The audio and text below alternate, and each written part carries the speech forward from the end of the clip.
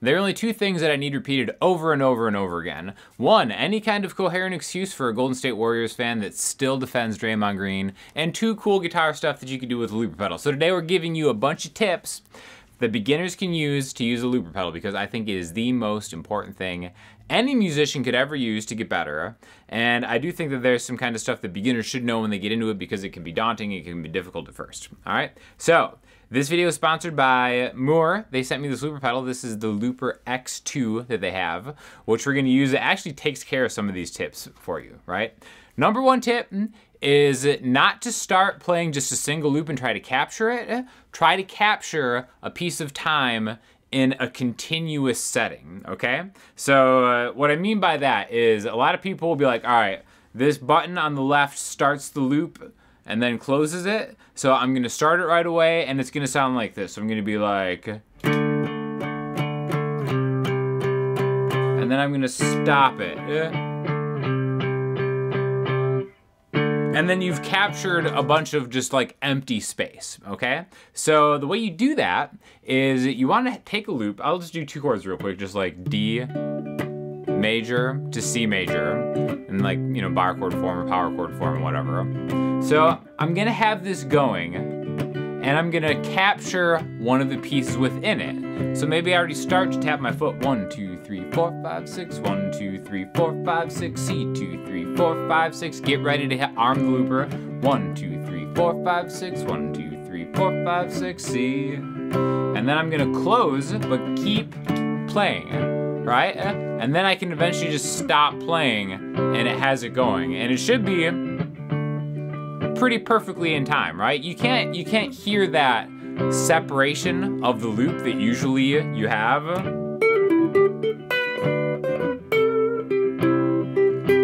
And then you can start playing over it if you want, okay?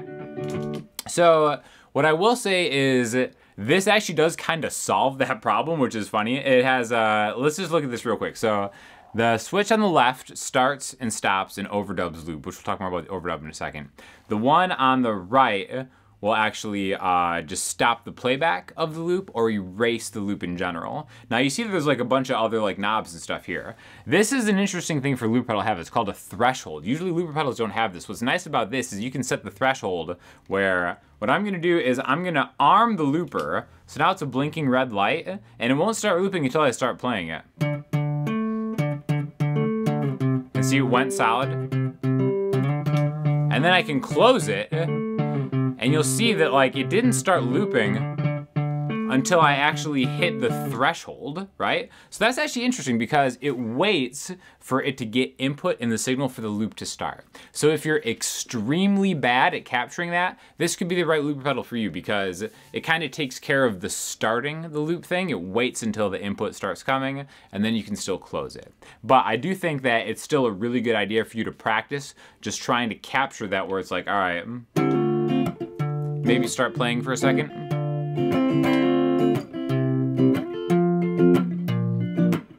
And then try to like get good at like coming in and out because that really gets your timing. Listen to that loop. Ah, so good, right? So that's tip number one, all right? Tip number two, I think, it's really having some kind of idea and focus of what you want to do. I think a great way to demonstrate this is to maybe take a really popular song and then do what a looper pedal is meant to do. It's meant to lay down chords that you can play over, right? And that's just like, that's almost an ambiguous thing to say, like, oh, just lay something down and play over it. So what are we gonna do? Let's pick a super famous song. Let's do U2 With or Without You, right? It's easy song. D to A to B minor to G, right? Capture it. So we've got that loop going in the background, and it's like, all right, well, I could be like, all right, key of D major, I could go to like, you know, minor pentatonic, where it's like, and it's like a,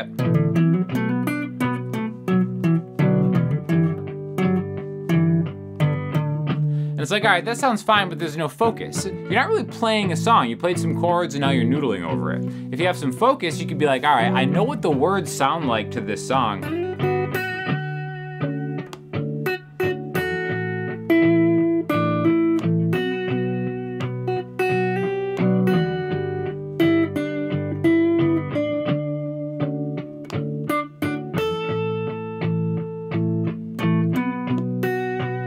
So it's like, all right, when I do that, that's like some actual focus because, all right, I know where I'm supposed to play. Maybe you do, maybe you don't. That was just like, these are just notes in that scale. This is basically how all music works. The melody that is being sung, the words that are sung over songs are gonna be notes, right? So if you know what it sounds like as words, you can hunt and peck until you find the notes that those words are on an instrument. That's what makes looper pedals just like the absolute best. Let's try to do the chorus. It takes a minute to get it right, but like...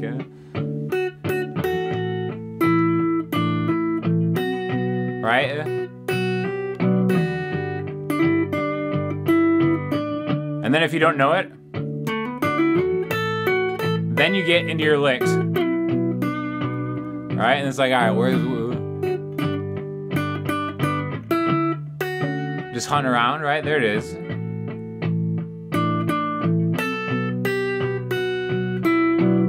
I'm just going through the scale.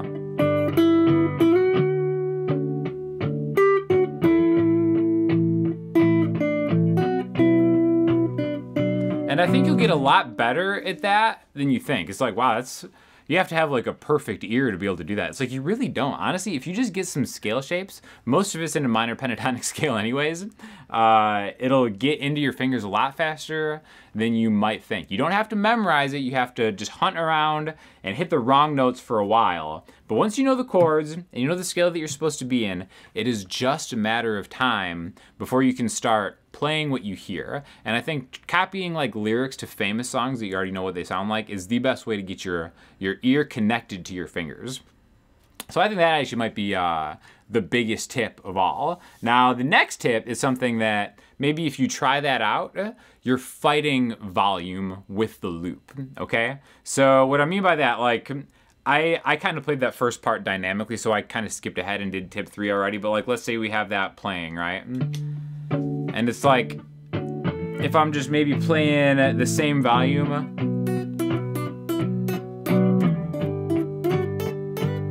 it's hard for me to hear because I'm fighting single notes over like a bigger chord. So the next tip is to actually be aware of your volume with how you do things. This is another thing that the X2 actually does really well because I can play it here. And then this is what this play knob is. Like, let's say I've recorded this too loud to hear my solo over. I can turn the play down, and then this acts as volume for the loop, but not for the next incoming signal. So you can kind of dial it in however you want. Maybe it's actually too weak, and then you can, you know, kind of crank it up higher than that. But I will say, that's why you should get this pedal. But if you don't have that, one way to do it is maybe to palm mute like I was doing. Instead of playing, maybe like just palm mute. Because that automatically acts as a bit of a volume control for how you're playing something, all right? So another way to do that is actually just use your volume knob, right? Maybe you record your loop volume down, and then when you get into the solo part, turn your volume up, and that's kind of like an onboard control of having one of those knobs. But trust me, this is something that like even someone who's been playing with loop pedals forever, I forget all the time. And I'm like, oh man, like I recorded that way too loud with no dynamic control. Really nice just to be able to take this knob and switch it down, all right? The next tip I want to talk about is kind of like a piggyback off of that one. It's thinking about building a loop as you were to arrange a song, okay? Arrangement is something that doesn't get talked about enough when it comes to like guitar lessons or really kind of like any musical lessons. And this is something that I feel like I just learned almost by accident, just kind of like recording songs and stuff like that, is if you're gonna have multiple parts in a song, don't just go full on every time. And that's not just with the dynamics of how you play it, but it's the chord choosing that you might choose to play too, right? So for an example of what I'm talking about, let me play one of my songs.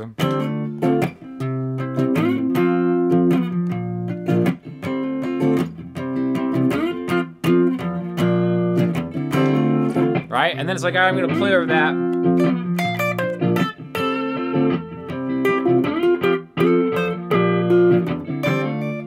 Maybe I'm gonna overdub using this, so now I can open the loop up, so the next time it comes around, it'll record what I'm doing, right? So.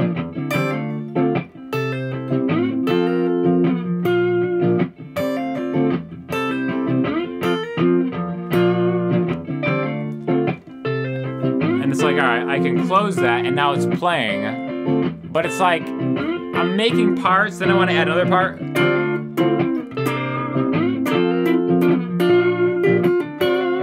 And it's like, already, it's super busy, right? Because I didn't really think ahead and arrange that loop beforehand. Now, if I'm like, all right, I know I want to have some kind of chord thing holding it down instead of going, which is how I would play the song live on an acoustic guitar. Maybe I just want to break that down into power chords. So maybe my loop is going to sound like this.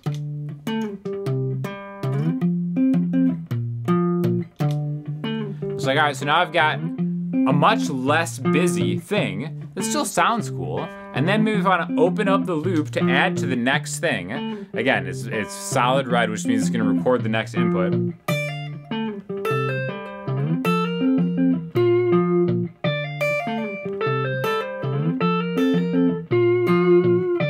And then now I can record it, and it's so much nicer to listen to and to play over it.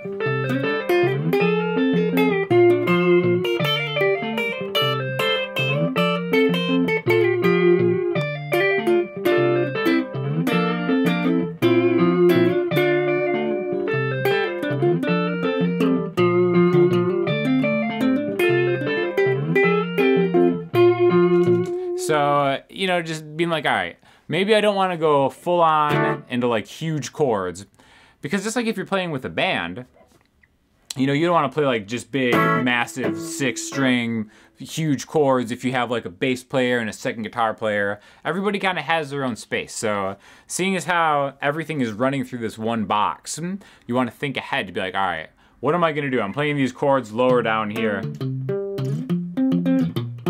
It's like, all right, and then maybe for the melody, I'll play something in a different register up here. And then I'll just kind of like layer those on top of each other. And then I still have like a lot of the stuff in the middle that I've left myself room to do, okay? Speaking of leaving room, another great thing about this pedal is it is stereo. You can see there's room for 2 inputs and 2 outputs. So really cool for, you know, doing some kind of stereo amp setup, or also if you're gonna record.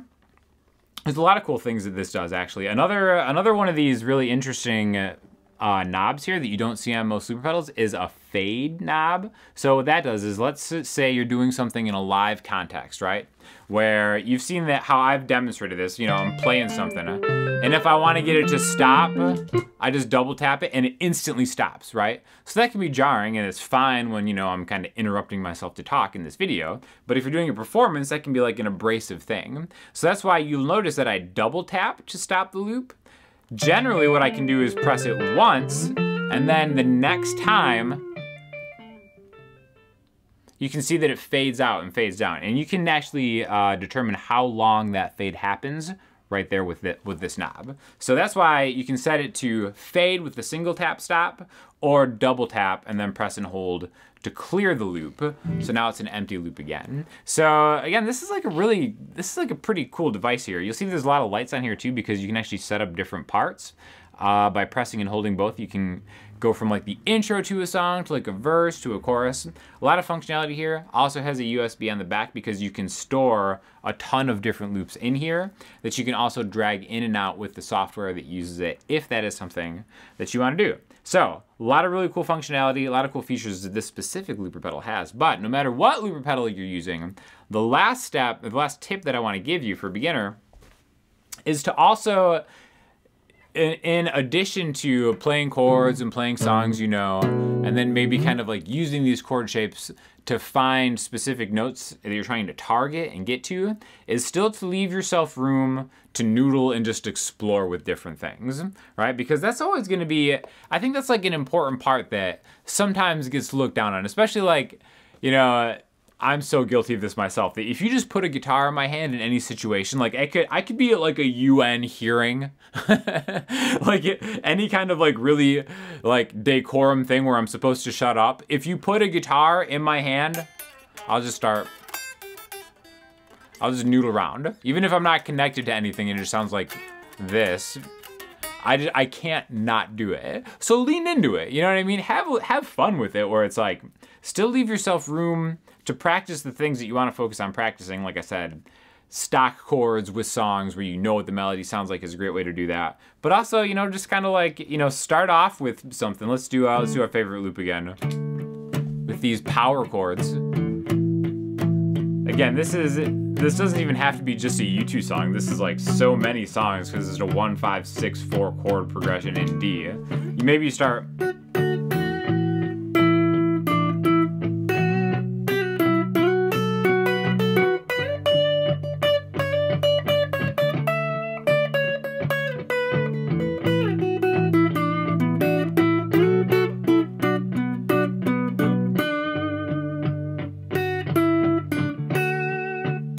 And then kind of just explore, you know?